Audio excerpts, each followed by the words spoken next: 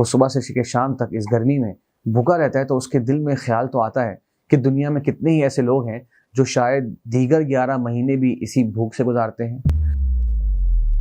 دنیا یہ دیکھتی ہے کہ شاید مال کم ہو گیا، لیکن فرمایا نبی اکرم صلی اللہ علیہ وسلم نے ما نقصت صدقۃ من مال، کوئی بھی صدقہ مال کو کم نہیں کرتا۔ اللہ کے نبی صلی اللہ علیہ وسلم کی بعض روایات میں آتا ہے کہ جس شخص نے کسی کو افطار کرایا اس نے ایسا ہی ہے جیسا کہ اس نے روزہ رکھا۔ بسم اللہ والحمد للہ والصلاة والسلام علی رسول اللہ، اما بعد۔ اللہ تعالیٰ سے دعا ہے کہ اللہ تبارک و تعالیٰ اس ماہ رمضان، ماہ صیام کو ہماری زندگی کا بہترین مہینہ بنائے، جس میں ہم اچھے اعمال کر کے اللہ تبارک و تعالیٰ کو راضی کر سکیں، آمین۔ اس مہینے میں جو اعمال اللہ تعالیٰ کو بہت پسند ہیں اور بہت محبوب ہیں، ان میں ایک عمل یہ ہے کہ اللہ تبارک و تعالیٰ کی راہ میں مال کا خرچ کیا جانا۔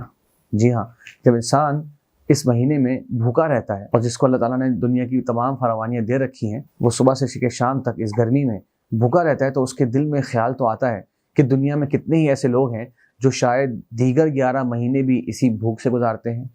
ہمیں اور آپ کو یقین تو ہوتا ہے کہ ہمارے پاس الحمدللہ سحری کے لیے انتظام موجود ہے، افطاری کے لیے بھی انتظام موجود ہے، لیکن کتنے ہی دنیا میں لوگ ایسے ہیں جو پورے سال اس قسم کی نعمتوں سے محروم ہوتے ہیں۔ تو یہ بہت بڑا اسلام میں مقصد ہے کہ انسان رمضان کے مبارک مہینے میں بھوکا رہ کر بھوکوں کی تکلیف اور ان کی باز پرسی کر سکے، ان کی تکلیف کو محسوس کر سکے۔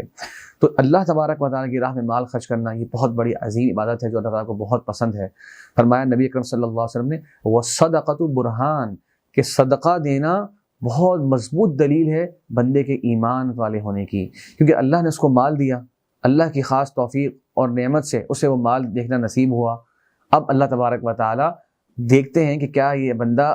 میری راہ میں مال کو خرچ کرتا بھی ہے کہ نہیں۔ اور جب انسان مال خرچ کرتا ہے، دنیا یہ دیکھتی ہے کہ شاید مال کم ہو گیا، لیکن فرمایا نبی اکرم صلی اللہ علیہ وسلم نے ما نقصت صدقۃ من مال، کوئی بھی صدقہ مال کو کم نہیں کرتا۔ اور اللہ تبارک و تعالیٰ بہت قدردان ہے، جو اللہ کی راہ میں مال خرچ کرے اللہ تبارک و تعالیٰ اس کی قدر نہیں فرمائیں گے؟ یہ ممکن ہی نہیں، بلکہ اللہ تبارک و تعالیٰ اس کو بڑھا چڑھا کر اور زیادہ اجر عطا فرماتے ہیں۔ فرمایا وما انفقتم من شیء فهو يخلفه، اور جو کچھ تم اللہ تبارک و تعالیٰ کی راہ میں خرچ کرو گے وہ رب تمہیں اس کو دوبارہ سے دے دے گا، اور قرآن نے فرمایا فیضاعفہ اضعافا کثیرا، اور بڑھا چڑھا کر دے گا۔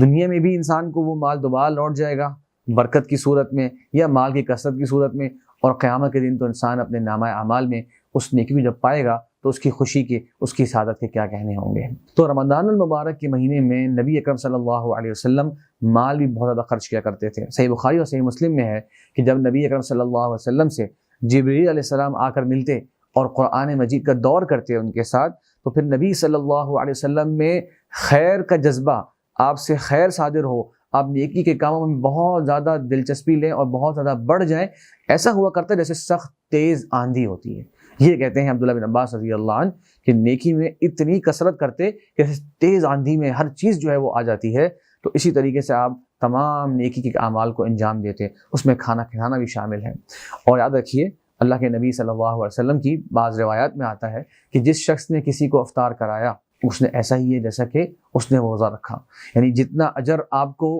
کسی کو افطار کرانے پہ مل رہے گا اتنا ہی اجر ہے جیسے کہ آپ نے روزہ رکھا۔ تو اگر آپ 10 لوگوں کو افطار کرا رہے ہیں تو گویا آپ نے 10 روزے رکھ لیے۔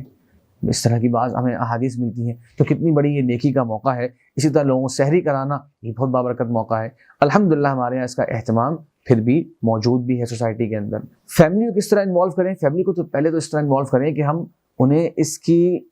قدر بتائیں کہ ہم اللہ تعالیٰ کی راہ میں مال خرچ کرنے کی کیا اہمیت ہے۔ ہو سکے تو رمضان کے مہینے میں ہم اپنے گھر کے اندر کوئی باکس رکھ دیں، ایسا گلک جسے ہمارے یہاں کہتے ہیں، کہ بچے اس کے اندر کچھ نہ کچھ ڈیلی ڈالیں، 5 روپے، 10 روپے، 100 روپے، جتنے ان کو میسر آتے ہیں، انہیں بتائیں کہ بھائی ہر روزانہ رمضان میں آپ نے کچھ نہ کچھ چیریٹی جو ہے وہ دینی ہے، پھر رمضان کے اینڈ میں جا کے آپ کسی ضرورت مند کو دے سکتے ہیں وہ پیسہ۔ دوسرا، اپنے بچوں کے ساتھ کوشش کریں کہ کچھ ایسی فیملیز جو واقعی ضرورت مند ہیں ان تک پہنچیں۔ عام طور پہ اس مہینے میں لوگ مال خرچ کرنا چاہتے ہیں، زکوٰۃ نکالنا چاہتے ہیں، آپ کوشش کریں کہ اپنے بچوں کو ساتھ لے کر ایسی ضرورت مند فیملیز کو تلاش کریں جو واقعی غذا کی قلت کا شکار ہیں، جن کے پاس واقعی رمضان میں سحری اور افطاری کا سامان بھی میسر نہیں، تو اپنے بچوں کو بھی احساس ہوگا کہ ہم اچھے نیڈی لوگوں کو جو ہے وہ تلاش کر رہے ہیں، ایک بات۔ دوسرا، اگر ہو سکے تو افطاری اور سحری کے عمل میں اپنے ساتھ اپنی اولاد کو بھی شریک کریں، تو ان کے بچے بچپن سے یہ چیز سیکھتے ہیں کہ بھئی لوگوں کو کھلانا ہے، لوگوں پہ خرچ کرنا ہے، تو آپ اپنے رہنمائی کے اندر بچوں کو اگر اس طرح کی عادت ڈالیں تو یقیناً یہ بہت ہی نیک عمل ہے، اور اللہ تبارک و تعالیٰ اس عمل کی وجہ سے آپ کو جو دنیا اور آخرت کی بھلائی عطا فرمائے گا وہ بے شمار ہیں۔ ایک اور عمل جو رمضان مبارک کے اعمال میں سے ہے اور بہت اہم عمل ہے، وہ ہے کہ روزے دار دعا کرے۔ حضرات، دعا کی کسے ضرورت نہیں؟ کس کے دل میں، آپ کے اور میرے دل میں کون سی حاجت نہیں؟ ہم دنیا کی حاجتیں چاہتے ہیں، ہمارے دنیا کے مسائل حل ہو جائیں، روزی کے مسائل حل ہو جائیں، کاروبار کے مسائل حل ہو جائیں، لوگ چاہتے ہیں کہ لوگوں کی آخرت سنور جائے، دنیا بھی سنور جائے، آخرت بھی سنور جائے۔ ربنا آتنا فی الدنیا حسنہ وفی الآخرۃ حسنہ وقنا عذاب النار۔ تو یہ رمضان المبارک کی جو ساعتیں ہیں، یہ قبولیت دعا کی ساعتیں ہیں۔ دیکھیے قرآن مجید سورہ بقرہ میں اللہ تعالیٰ نے جب رمضان مبارک کی آیتوں کا ذکر فرمایا تو فرمایا شہر رمضان الذی انزل فیہ القرآن، مشہور آیات ہیں، اور اسی آیات کا جو اینڈ ہے اس میں دوبارہ سے ذکر فرمایا احل لکم لیلۃ الصیام الرفث الی نسائکم، وہ بھی روزے کے مسائل چل رہے ہیں۔ ان دونوں کے درمیان میں اللہ تبارک و تعالیٰ نے ذکر فرمائی وَإِذَا سَأَلَكَ عِبَادِي عَنِّي فَإِنِّي قَرِيب، اے نبی اکرم صلی اللہ علیہ وسلم، اگر آپ سے میرے بندے میرے بارے میں دریافت کریں تو بے شک میں قریب ہوں۔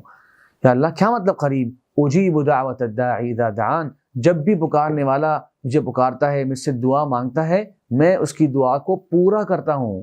تو یہ دعا کی قبولیت کی جو آیت ہے، یہ رمضان مبارک سے متعلقہ جو آیات ہیں ان کے درمیان میں ذکر ہوئی۔ تو علماء کرام کہتے ہیں کہ یہ اشارہ ہے کہ رمضان مبارک کی ساعتیں اور رمضان مبارک کے جو دن ہیں یہ قبولیت دعا کے دن ہیں۔ اور ایک حدیث میں آتا ہے، فرمایا نبی اکرم صلی اللہ علیہ وسلم نے کہ جن 3 لوگوں کی دعا رد نہیں کی جاتی ان میں سے ایک وہ ہے جو روزے کی حالت میں ہو یہاں تک کہ وہ افطار کر لے۔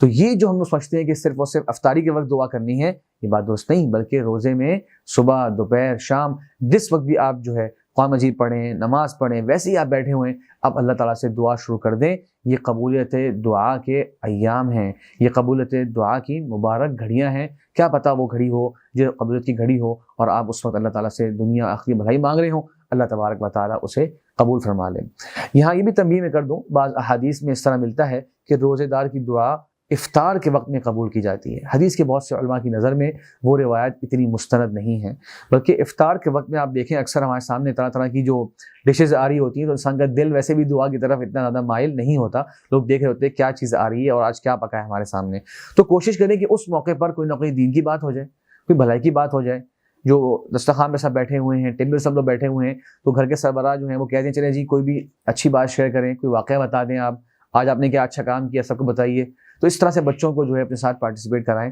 کہ وہ بھی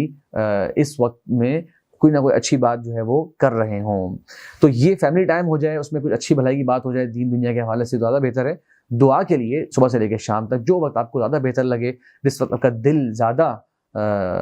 نشاط محسوس کر رہا ہو، زیادہ انرجی آپ فیل کر رہے ہوں، اس میں خصوصی طور پہ دل لگا کے دعا کریں۔ تو اللہ تبارک سے دعا ہے کہ اللہ تعالیٰ ہمارے ان مبارک دنوں کو، مبارک گھڑیوں کو، قبولیت کی جو گھڑیاں ہیں ان کو بابرکت بنائے اور ہمیں اس رمضان کو بہتر سے بہتر انجام دینے کی توفیق عطا فرمائے۔